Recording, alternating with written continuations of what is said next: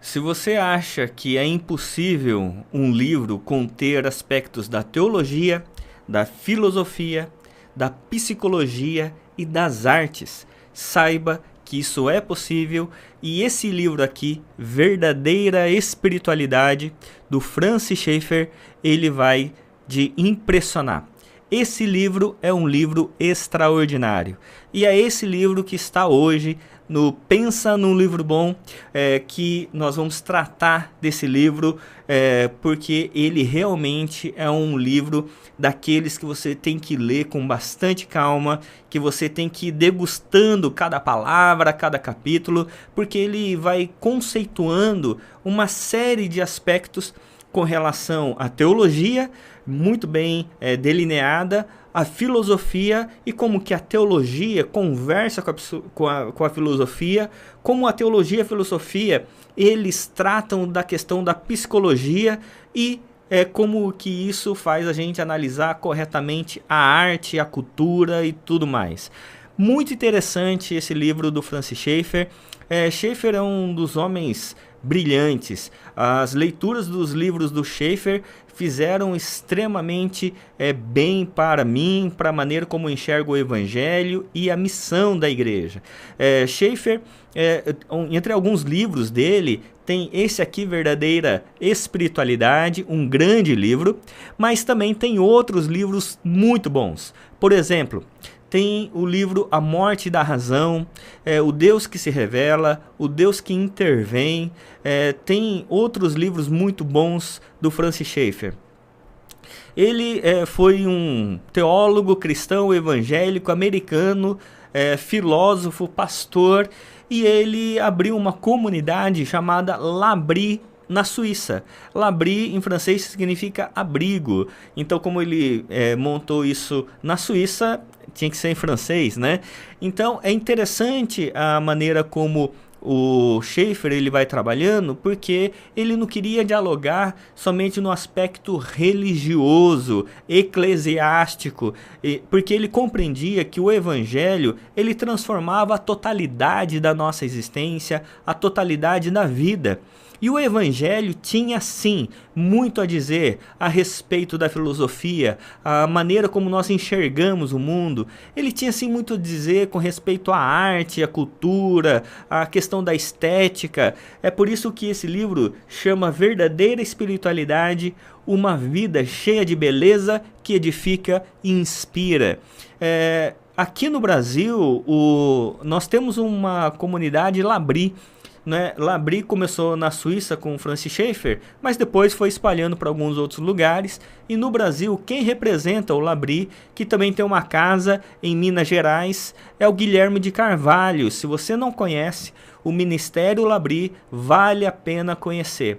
É só você digitar aí no Google L'Abri Brasil, você já vai ser direcionado aí, né, para a página deles. Uma outra questão bastante interessante é que o L'Abri não era só para acolher, mas para treinar cristãos, para demonstrar compassivamente e defender racionalmente o que eles veem como argumentos a favor de Cristo nas diversas áreas, nas diversas esferas da vida. Pois bem, vamos lá sobre o livro Verdadeira Espiritualidade. O livro é dividido em duas partes. A primeira fala sobre a obra de Cristo na vida e a segunda ele fala sobre o resultado da obra de Cristo na nossa vida. Esse é um livro extremamente importante, principalmente pensando na época em que a teologia era dominada por uma visão dualista. Na época que ele vai escrever, e no contexto dele, contexto americano, ele estava imerso numa cultura eclesiástica dualista. O que é uma cultura dualista? É que divide o mundo em duas partes, entre o sacro e o profano.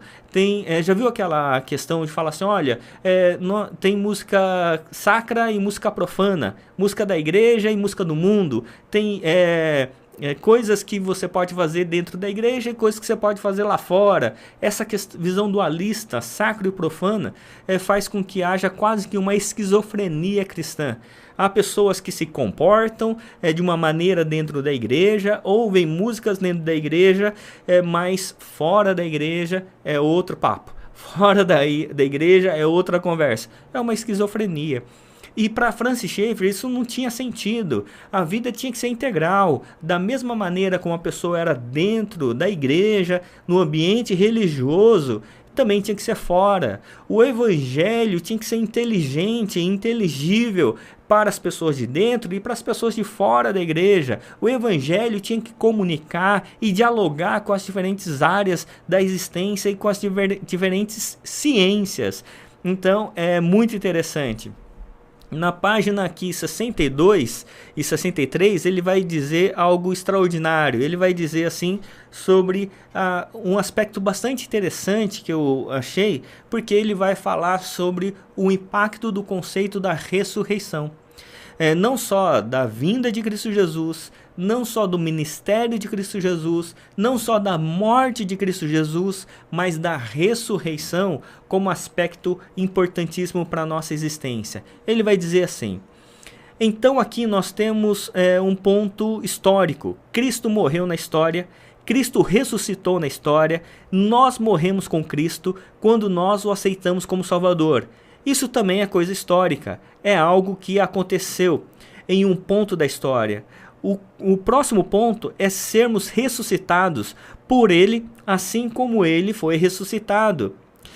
Ressuscitado não como ideia de um surgimento físico futuro, ainda que essa seja real e futura para todo cristão, mas como coisa presente. Então, o sexto ponto é que devemos viver pela fé agora, na história presente, como se já estivéssemos sido levantados da morte. Nós precisamos viver como alguém que já vive a ressurreição. A ressurreição em Cristo Jesus não é para o lá e o além. Lá e o além é a consumação, mas nós já estamos ressuscitados em Cristo Jesus. Nós já somos uma nova criatura em Cristo Jesus e devemos viver dessa maneira, devemos pensar dessa maneira, devemos dialogar dessa maneira como novas criaturas. Por isso ele vai colocando essa questão. E ele vai dizendo que vivemos como ressurreto em dois mundos. Na página 92, ele vai dizer assim: olha só que interessante. Toda a realidade do cristianismo repousa sobre a realidade da existência de um Deus pessoal e a realidade da visão sobrenatural do universo total. O que estou dizendo é que o verdadeiro cristão que crê na Bíblia é aquele que age assim. Eu não sou um cristão bíblico no sentido mais amplo simplesmente por crer na doutrina certa. E sim, à medida que vivo na prática neste mundo sobrenatural. O que significa isso conforme a visão bíblica? A realidade consiste em duas partes: o mundo natural que vemos normalmente e a parte sobrenatural. Quando usamos a palavra sobrenatural, entretanto, é preciso cuidado. Na verdade, sobrenatural não é mais incomum no universo, do ponto de vista bíblico, do que aquilo que normalmente chamamos de natural. A única razão de chamá-lo de parte sobrenatural é que geralmente não podemos enxergá-lo. E aqui entra o conceito extraordinário de fé, né? Que a fé é a certeza do que não se vê. Então, a partir do momento que nós vivemos como ressurretos, no aqui agora, nesse mundo natural, agora como ressurretos, a gente tem que viver a partir do sobrenatural, porque a fé é a certeza do que não se vê.